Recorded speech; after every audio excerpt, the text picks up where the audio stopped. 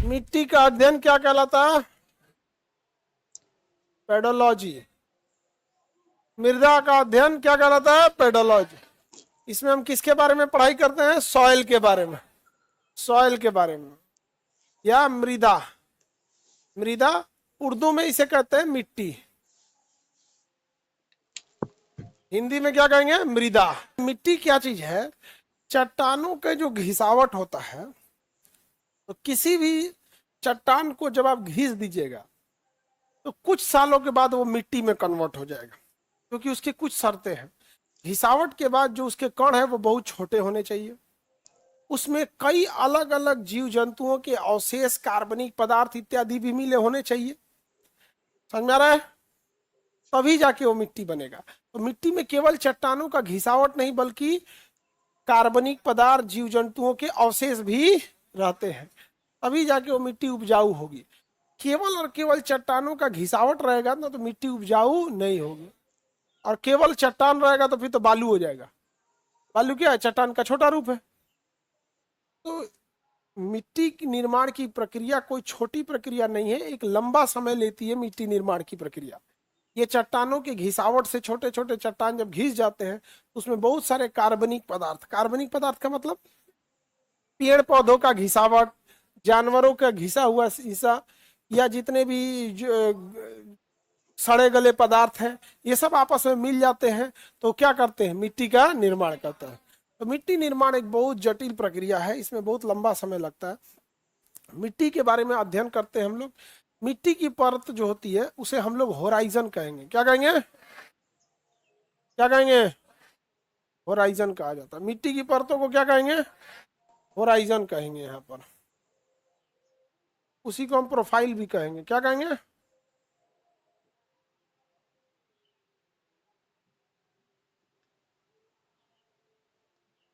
Horizon. क्या कहेंगे? Horizon. इसी को हम क्या कहेंगे? प्रोफाइल। तो होराइजन कितने टाइप का होता है भैया? होराइजन 5। होराइजन ओ, ए, बी, सी और आर। समझ में आ गया? जब हम इन चारों को मिला देते हैं तो इसी को कहेंगे soil profile. Soil profile. Soil profile जब हम चारों होराइजन को मिला देते हैं तो क्या कहते हैं? Soil profile. ये होराइजन क्या होता है? होराइजन मतलब परत। होराइजन मतलब परत। तो जब हम सभी परतों को मिला देते हैं तो उसे हम लोग प्रोफाइल कहते हैं, सॉइल प्रोफाइल। मृदा परिच्छेद। मृदा परिच्छेद। मृदा परिच्छेद। समझ में गया? और सिंगल सिंगल परत पढ़ना है तो होराइजन। तो देखिए, मिट्टी की जो सबसे बाहरी परत होती है ना, मिट्टी की जो सबसे बाहरी परत, जो सबसे ऊपरी परत होती है, इसे हम लोग ऑर्गेनिक परत बोलते हैं, क्योंकि इसी में आप जानवरों के गोबर से बना हुआ खाद डाल देते हैं। पत्तियां वगैरह सड़ के इसी के ऊपर पड़ी रहती हैं। खेत वगैरह में देखिए पेड़ पौधों की पत्तियां सड़ जाएंगी तो इसी में रहेगी। जीव जंतु यदि मर जाते हैं, कोई चूहा मर गया हो, जानवर मर गया हो, कुत्ता बिल्ली पक्षी कोई मर गया हो, तो ये सारे ऊपरी परत पे ही रहते हैं। तो इसे हम लोग ना कार्बनिक परत या ऑर्गेनिक परत कहते हैं, जिसे हम लोग ओ से दर्शाते हैं। क्या दर्शाते हैं? ओ से। तो ओ वाली जो परत है इसमें सबसे ज्यादा क्या पाया जाएगा? कार्बनिक। क्या पाया जाएगा? कार्बनिक। तो तरीके दुका लिखा गया हो, ऑर्गेनिक लिख दे। अब ठीक है। अच्छा, इसमें रहेगा, इस पे नहीं रहेगा। अब सही है, एक हटा दे। चलो तो जब पोछिया बच गया इसका, अब अपने एडजस्ट कर देना। कार्बनिक कहिएगा, या इसी को हम लोग ह्यूमस कहते हैं। क्या कहेंगे? ह्यूमस। ह्यूमस मतलब होता है उसके जो अवशेष वगैरह हैं वही चीज को। तो जो होराइजन ओ है उसमें क्या पाया जाएगा? बाहरी परत। तो किसी भी मिट्टी में आप देखिएगा तो उसको हाथ से ऐसे ना ऐसे बटोरने की कोशिश कीजिएगा। तो ऐसे हाथ से ऐसे बटोर के ऊपर से जितना परत आ रहा है उसको देखिएगा, सबसे ज्यादा उपजाऊ वही परत है जो ऊपरा से इसे उठा लेते हैं। झाड़ू मारिएगा, जो ऊपर की परत निकलेगी ना वो क्या है? होराइजन ओ है, जिसे हम ह्यूमस कहते हैं। इसकी खराबी थोड़ा भी मजबूती नहीं होता है इसमें, झाड़ू मारेंगे तो बहा के लेके चल जाएगा। तो बाढ़ आता है ना, बाढ़ तो क्या उठा के लेके चल जाता है? ह्यूमस उठा के लेके चला जाता है। तो आपके खेत से उठाएगा और दूसरे खेत में ले जाके पटक देगा। तो जिनके यहाँ बाढ़ का पानी जमा रह गया, उनके यहाँ तो दूसरे के खेत का ह्यूमस उठा के लाया था, आपके यहाँ बाढ़ का पानी आया, जमा रह गया, धीरे धीरे पानी निकल गया और ह्यूमस नीचे बैठ गया। तो आपके यहाँ देखिएगा, जहां बाढ़ आया रहेगा ना, तो बाढ़ जब खत्म होगा ना, तो उस टाइम कुछ भी खेत में फेंक दीजिएगा, उग जाएगा, बहुत उपजाऊ हो जाता है उस टाइम, क्योंकि दूसरे के खेत में का सारा ह्यूमस उठा के लेके चला है। समझ में आ गया? तो सबसे बाहरी परत को क्या कहते हैं? ह्यूमस। ओ क्यों कहते हैं? Organic. O for organic. Organic जब भी चीज यूज होगा तो आप समझिएगा, आजकल आप ना जब तक जीवन में है ना, अब आपका ऑर्गेनिक चीज, बार बार ऑर्गेनिक वर्ड यूज होगा। तो ऑर्गेनिक जब भी वर्ड यूज होगा का उसका अर्थ होता है नेचुरल। ऑर्गेनिक खेती है मतलब नेचुरल खेती है। तो ओ फॉर मतलब समझ रहे हैं? पहला प्रोफाइल हो गया इसका ऑर्गेनिक। तो पहला में तो कोई दिक्कत नहीं है किसी को। पहला क्या है? सबसे पतली परत ओ, सबसे पतली परत, सर्वाधिक कार्बनिक ओ में, सर्वाधिक खाद ओ में। अब ओ के बाद क्या आता है? ए। ओ के बाद क्या आता है? ए। तो ये परत हो जाता है ए। तो ये जो परत है, जितने भी छोटे पौधे हैं, धान, गेहूं, फूल, ये सब जो आप लगाते हैं छोटे पौधे, जिसका आकार आपके बराबर होता है, वो उनकी जड़ें केवल परत ए तक गई रहती हैं। जितने छोटे पौधे हैं, छोटे पौधे से जिनकी आकार आपके बराबर है, तो छोटे पौधे की जड़ कहां तक गई रहती है? ए। ए बहुत उपजाऊ होता है। कई भूगोलवेता परत ओ को मानते ही नहीं कि ये परत है। समझा गया? उनका कहना है कि ये मिट्टी की परत ही नहीं, ये तो ह्यूमस है। समझा गया? उनका कहना है कि मिट्टी की परत नहीं है, क्या है? ह्यूमस। तो सर अब दूसरी परत आ गई ए। ए परत मजबूत भी है। ए परत क्या है? मजबूत। तो आप जब धान की रोपाई करते हैं या गेहूं बोते हैं या फिर मक्के का बीज लगाते हैं, तो किसी भी पौधे का बीज लगाते हैं, तो आप धंसाते हैं किसको? ओ को। ओ को हटा के किस में रख देते हैं? ए में, क्योंकि ओ के अंदर मजबूती नहीं है, बहा के लेके चला जाएगा। समझ में आ गया कि नहीं आ गया? तो कहां चला गया? ए में। तो जितने भी छोटे पौधे हैं उनकी जड़ कहां तक रहती है? ए तक। अच्छा, बड़े पौधे रहेंगे तो उनका जड़ कहां रहेगा? बी तक।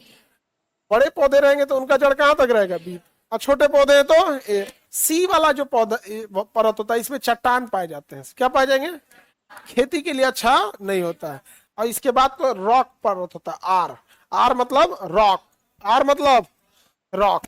बड़ी बिल्डिंगों की नींव कहां दी जाती है? तो ये सबसे ज्यादा चट्टानें किसमें पाई जाती है? आर। और सबसे मजबूत परत आर। खेती थोड़ी भी नहीं की जा सकती है आर पर, खेती के लिए खराब माना जाता है सी।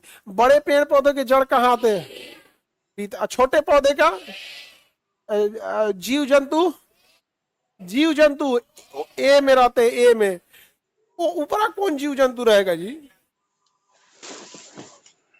चूहा वगैरह इसमें, हाँ चींटी रहेगी ऊपरा। यहाँ पे वो भी खोद के कहा जाएगी?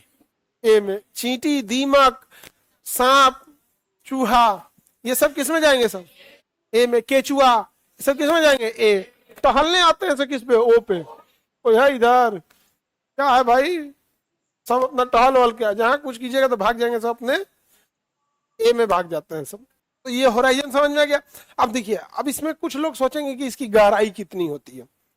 बिना मतलब के चीजों को याद करके आप अपने दिमाग पे बर्डन मत डालें कि ये 10 फीट हो जाएगा, ये 30 फीट हो जाएगा, ये 60 फीट हो जाएगा, ये 200 फीट हो जाएगा। ऐसे क्या जरूरत है याद करने की? सिविल इंजीनियर है क्या? आपको पुल बनाना है, बस ये होराइजन याद रहेगा। तो देखो बाबू, जब हम अलग अलग होराइजन को बोलेंगे, जैसे horizon R, horizon C, B, A, O, इसमें ओ का अर्थ होता है ऑर्गेनिक, आर का अर्थ होता है रॉक, बाकी ए बी सी हो गया। तो जब हम अलग अलग बोलेंगे तो उसे हम क्या कहेंगे? होराइजन बोलेंगे। लेकिन अब जब हम पांचों होराइजन को मिला देंगे तो सॉइल प्रोफाइल। अब देखो, अमेरिका में मिट्टियों को 12 कैटेगरी में बांटा है। अमेरिका में मिट्टी को कितने कैटेगरी में बांटा? हम लोग ने बांटा है 8 कैटेगरी में। तो बताओ, हम लोग को अमेरिका वाला पढ़ना है या इंडिया वाला? इंडिया वाला पढ़ना है। तो इंडिया में मिट्टियों को Indian Council for Agriculture Research, Indian Council for Agriculture Research, Delhi है इसका मुख्यालय, आईसार। समझ में गया? ICAR, Indian Council for Agriculture Research. मिट्टियों को कितने भाग में बांटे हैं? 8 भाग में। कितने भाग में? 8 भाग में बांटे हैं। तो हम लोग पहले इन मिट्टियों को पढ़ते हैं। जलोढ़ मिट्टी, लाल मिट्टी, काली मिट्टी, लेटराइट मिट्टी, पर्वतीय मिट्टी, मरुस्थलीय मिट्टी, अम्लीय मिट्टी, क्षारीय मिट्टी। समझ में आ गया कि नहीं आ गया? अम्लीय और क्षारीय। एक मरुस्थल पे पाया गया तो मरुस्थली, पहाड़ पे पाया गया तो पर्वतीय, एक हो गया अम्लीय जिसमें ज्यादा हो जाएगा यहाँ पे। तो Indian Council for Agriculture research ने मिट्टी को कितने भाग में बांटा? पहले मेन 4 मिट्टी पढ़ लेते हैं। पहली कौन सा देखते हैं? जलोढ़ मिट्टी। सबसे पहली मिट्टी जलोढ़। भारत में सर्वाधिक कौन सी मिट्टी है? अंग्रेजी में इसे एलुवियल सॉइल कहते हैं। कौन सा सॉइल? एलुवियल सॉइल या जलोढ़ मिट्टी। तो भारत में सर्वाधिक मात्रा में कौन सी मिट्टी पाई जाती है? कौन सी मिट्टी? जलोढ़। अंग्रेजी में क्या कहेंगे? Alluvial soil. अंग्रेजी में एलुवियल सॉइल। किसी को कोई दिक्कत है? अंग्रेजी में कौन सॉइल? जलोढ़ मिट्टी। अब ये कैसे बनती है? ये मिट्टी जब नदियां आती हैं तो उसके चट्टानों को घिसावट करती हैं, तो उन घिसावट के कारण जलोढ़ मिट्टी का निर्माण होता है। जल द्वारा लाकर उड़ा दी गई मिट्टी जलोढ़ मिट्टी कहलाती है। जब आपके यहाँ बाढ़ आएगा तो देखिएगा, जल जब आएगा, पानी आएगा तो अपने साथ मिट्टी के कण भी लेकर आएगा और वही मिट्टी निर्माण करेगा। कौन सी मिट्टी? जलोढ़ मिट्टी। बताओ बाबू, कौन सी मिट्टी? एलुवियल सॉइल यानी जलोढ़ मिट्टी। जलोढ़ मिट्टी का निर्माण करेगा। जलोढ़ मिट्टी खेती के लिए बहुत अच्छी होती है। खेती के लिए अच्छी होती है। जलोढ़ मिट्टी में कई अलग अलग छोटे छोटे कण मिले होते हैं। यदि उसमें बालू का कण ज्यादा है तो उसे हम दोमट कहेंगे, और बालू का मात्रा बहुत ही कम है तो उसे कछारी मिट्टी कहेंगे। कौन सी कहेंगे? कछारी। तो अच्छा, जलोढ़ मिट्टी को हम आपको पढ़ा चुके हैं, याद कीजिए। जहां हर साल बाढ़ आएगा, नवीन जलोढ़ को खादर, अब पुरानी जलोढ़ को बांगर। अब तो उसे पढ़ाने की जरूरत नहीं है। नवीन जलोढ़ को क्या कहते हैं? खादर, और पुरानी जलोढ़ को बांगर। तो वो तो आप पहले से पढ़ चुके हैं यहाँ पर। अब अगर मान के चलिए कि बालू की मात्रा, किसकी मात्रा? बालू की मात्रा बहुत कम है तो इसे क्या कहेंगे? कछारी। क्या कहेंगे? कछारी में। और अगर बालू की मात्रा ठीक ठाक ज्यादा है तो क्या कहेंगे? बालू की मात्रा कुछ ज्यादा है तो क्या कहेंगे? दोमट। क्या कहेंगे? दोमट कहते हैं। अब देखिए, दोमट मिट्टी जो होती है ज्यादा गेहूं उत्पादन के लिए हो जाता है, और कछारी जो होता है वो धान उत्पादन के लिए। धान के लिए कछारी मिट्टी ज्यादा होता है। कछारी मिट्टी में जब पानी आ जाता है, कछारी मिट्टी में बालू की मात्रा कम है, और जब इसमें पानी भर जाता है तो ये बहुत ज्यादा कीचड़ के समान हो जाती है। इसलिए इसे हम लोग कांप मृदा भी कहते हैं। क्या कहेंगे? कांप मृदा। कौन सी मृदा? कांप। कछारी मृदा या कांप मृदा कहते हैं। कांप किसे कहेंगे? जैसे आप धान की रोपैया करने के टाइम पे देखिएगा, जानबूझ के खेत में पानी डाल दिया जाएगा, अब पूरा कादो कादो कर देगा, कीचड़ कीचड़ पूरा कर देगा यहाँ पे, और उसके बाद सब लोग धान उसमें रोप के चले आते हैं यहाँ पे। तो वो हो गया आपका कौन सा? कछारी या कांप मिट्टी। तो इसमें बालू की उतनी मात्रा नहीं रहती, और थोड़ा बहुत बालू रहेगा। तो जलोढ़ में अगर थोड़ा बहुत मात्रा में बालू मिल गया तो कौन सी मिट्टी कहलाएगी बाबू? दोमट।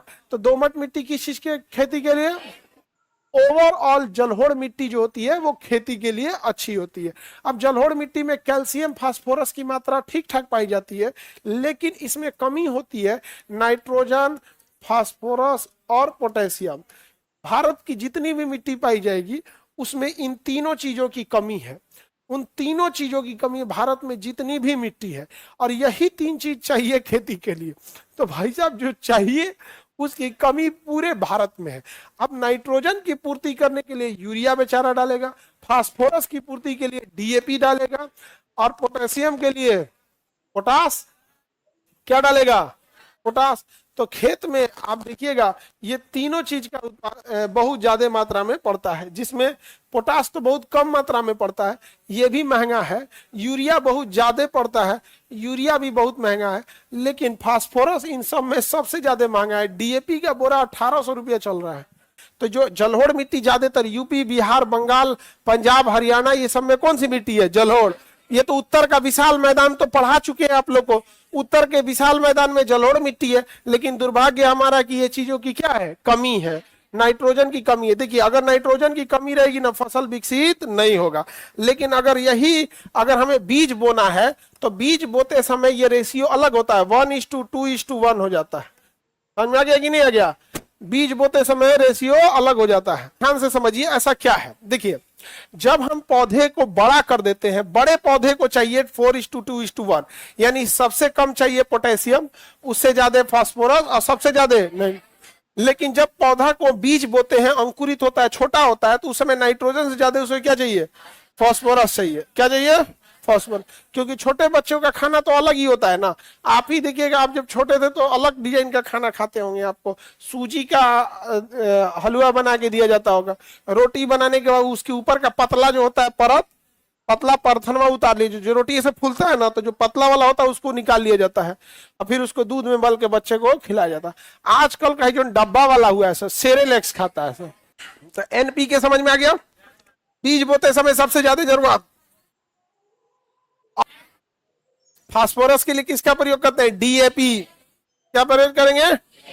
Di ammonium phosphate, DAP, di ammonium phosphate. उसमें फास्फोरस रहता है। ये तो पोटास का यूज कर लेंगे, इसके लिए यूरिया का यूज करें। समझ में आ गया। पोटेशियम जो होता है ये फास्फोरस होता है। जानवरों की हड्डियों में क्या पाया जाता है? फास्फोरस। तो जितने स्लाटर हाउस है उसमें उसकी जो हड्डियां निकलती है उसे क्या बना लेते हैं? फास्फोरस। यहाँ पे जलोढ़ मिट्टी समझ में आ गया। जलोढ़ के बाद होती है लाल मिट्टी। कौन सी मिट्टी? लाल मिट्टी। कौन सी मिट्टी? लाल मिट्टी में क्या है भैया? Iron oxide. क्या चीज है? आयरन ऑक्साइड के कारण इसका रंग क्या है? लाल। यह हल्के दानेदार होती है।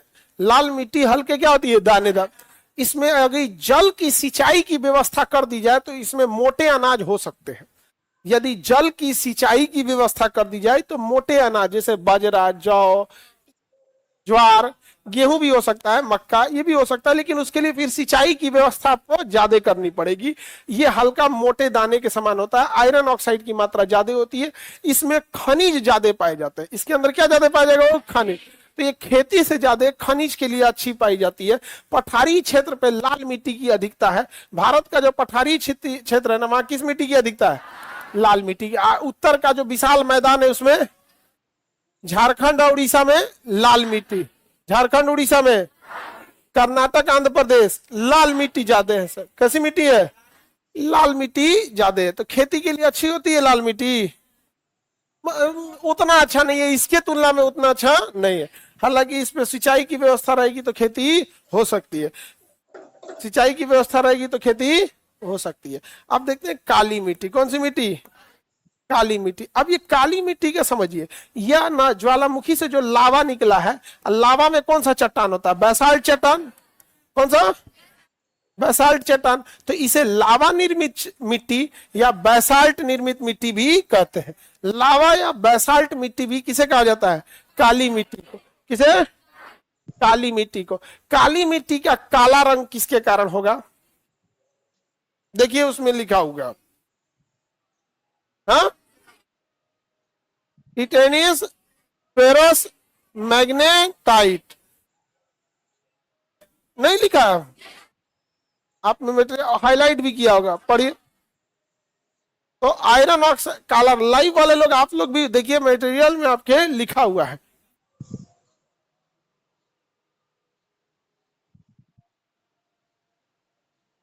Titaniferous magnetite. Titaniferous magnetite. इतना बड़का याद रखने से अच्छा फेरस मैग्नेटाइट याद रखिए। फेरस मतलब लोहा, अब मैग्नेटाइट मतलब मैग्नेट। मैग्नेटाइट मतलब लोहा, तो फेरस मैग्नेटाइट बस याद रखें। मैग्नेटाइट मतलब मैग्नेट से याद रखें। मैग्नेट किस कलर का होता है? काला। मैग्नेट किस कलर का होता है? काला। तो बताइए, फेरस मैग्नेटाइट काला, आयरन ऑक्साइड लाल, फेरस मैग्नेटाइट आयरन ऑक्साइड लाल। तो बताइए ये किसके कारण होता है? फेरस मैग्नेटाइट के कारण कैसा हो जाता है? काला। इसी का दूसरा नाम होता है रेंगुर मिट्टी। कौन सी मिट्टी? रेंगुर मिट्टी। कौन सी मिट्टी? रेंगुर मिट्टी। काली मिट्टी का दूसरा नाम रेंगुर मिट्टी। किसके घिसावट से बना है? बैसाल्ट या लावा से बना। बैसाल्ट या लावा से बना है। समझ में आ रहा है कि नहीं?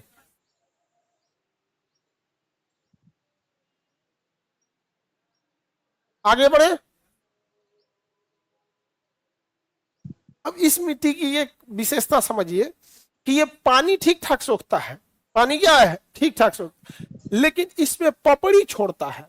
पपड़ी इन द सेंस क्या है कि ये ऊपर से फट जाता है, दरार पड़ जाता है। लेकिन नीचे नमी रहता है, ऊपर में उतनी नमी नहीं रहेगी, तो पानी सोखता है, सबसे ज्यादा पानी सोख लेता है कौन सी मिट्टी? इतना पानी सोख लेता है, पनिया नीचे रखता है, ऊपर पानी नहीं रखता है। तो ऊपर में जब पानी नहीं रहेगा तो क्या होगा? चटक जाएगा, दरार आ जाएगा। तो ऊपर दरार रहेगा लेकिन नीचे पानी रहेगा, नीचे पानी रहेगा। इसलिए ऊपर से ही जितना बंजर दिखता है इतना भी बंजर ये रहता नहीं। दिखने से लगेगा बाप रे बाप, यहाँ तो पूरा बंजर बंजर एरिया है, लेकिन रहता है गन्ना में पानी रहता है, उसे तो जूस निकाल लेता है। तो अगर नीचे पानी नहीं रहेगा तो गन्ना हो पाएगा?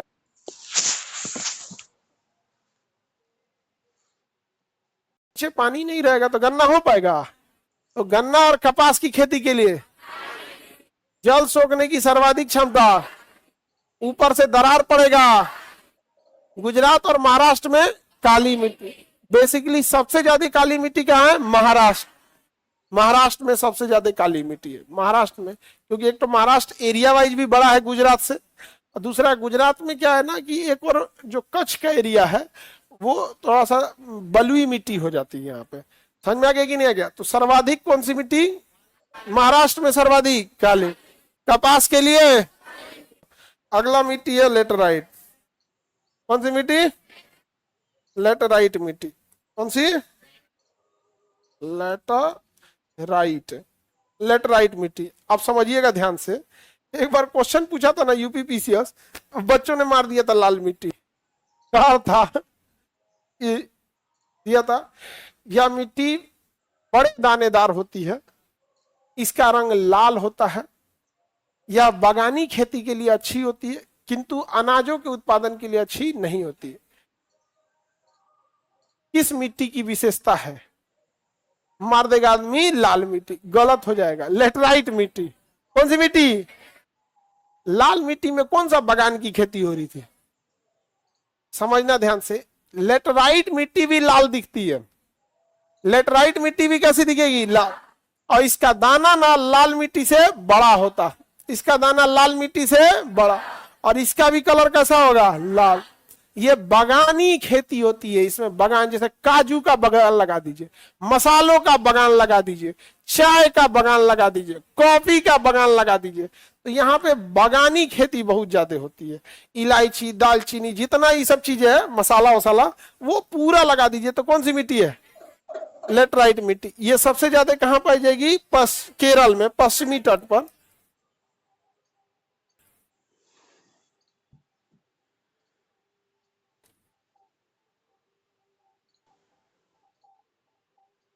देखिए यहां से यहां तक ये क्रॉस बनाएंगे ना, ये कौन सी मिट्टी है? लेटराइट मिट्टी। तो केरल में लेटराइट मिट्टी, तमिलनाडु में भी थोड़ा सा, सॉरी कर्नाटक में, और गोवा में लेटराइट। अब चूंकि गोवा इसी एरिया में खत्म हो गया, केरल इसी एरिया में खत्म हो गया, महाराष्ट्र के कुछ हिस्सा में है, लेकिन महाराष्ट्र में बेसिकली कौन सी मिट्टी है? काली में। गुजरात में भी, गुजरात में काली, महाराष्ट्र में काली मिट्टी होती है। महाराष्ट्र में, गुजरात में, मेघालय में भी काली मिट्टी, काली मिट्टी। महाराष्ट्र में, गुजरात में, ये वाली लेटराइट मिट्टी। कैसी मिट्टी है ये? लेटराइट मिट्टी है, लेटराइट मिट्टी है यहाँ पर। और ये एरिया जो है ये लाल मिट्टी का, ये सारा एरिया लाल में। तो जो ब्लू कलर से रंगे हैं ये कौन सी मिट्टी है? लाल में। जो ब्लू कलर से रंग दिए हैं लाल मिट्टी है। और ये वाला लेटराइट मिट्टी। कौन सी मिट्टी? लेटराइट मिट्टी। लेटराइट मिट्टी याद रहेगा। और जलोढ़ कहाँ है भाई? जलोढ़ को किस कलर से करते?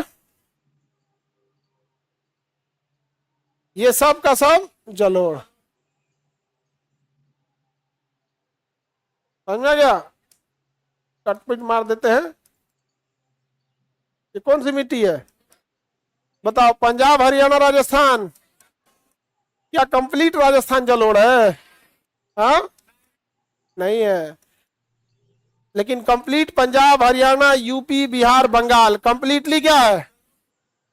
पंजाब, हरियाणा, यूपी, बिहार, बंगाल, पंजाब, हरियाणा, यूपी, बिहार, बंगाल, आसाम, यहां से लेके यहां तक कौन सी मिट्टी? जलोढ़। कौन सी मिट्टी? अब ये जो लेटराइट मिट्टी है ये मसालों के लिए। ये कैसे बनती है? जब बहुत जोर से बारिश होती है ना तो मिट्टी के छोटे छोटे कण अंदर चले जाते हैं, बड़ा बड़ा कण कहाँ रहता है? ऊपर। तो जोर से बारिश होने का ये नतीजा होता है कि मिट्टी के महीन कण कहाँ चले जाते हैं? नीचे। अब पथरीला मिट्टी कहाँ रहेगी? ऊपर। तो दिखने में ये बंजर लगेगी लेकिन सारा छोटा छोटा महीन अच्छा भाग कहाँ है? नीचे। अब यहाँ पे ये क्यों होती है? क्योंकि यहाँ एक पहाड़ खड़ा है, नाम है पश्चिमी घाट। अब आप समझिए यहाँ पे कौन सा पर्वत खड़ा है? पश्चिमी घाट। और जब बारिश होगी, क्या होगी? बारिश। तो बारिश होगी तो सारा पानी किससे टकराएगा? पश्चिमी घाट। सारा बादल टकराएगा पश्चिमी घाट से। अब बरस जाएगा इधर, इधर बरस जाएगा। जब यहाँ बरसेगा तो इधर मिट्टी के जो छोटे छोटे कण अंदर चले जाएंगे। अब बड़े बड़े पथरीले भाग ऊपर हो जाएंगे। पथरीले भाग कहाँ हो जाएंगे? तो यहाँ काजू, मसाला, चाय, कॉफी ये सब ज्यादा होता है। इससे अगर आप मिट्टी से, इस मिट्टी में पानी तो खूब सोखा है ये, अगर आप इस मिट्टी को पका के ईंटा बनाइएगा तो वह ईंटा सबसे मजबूत होगा। तो सबसे मजबूत ईंटा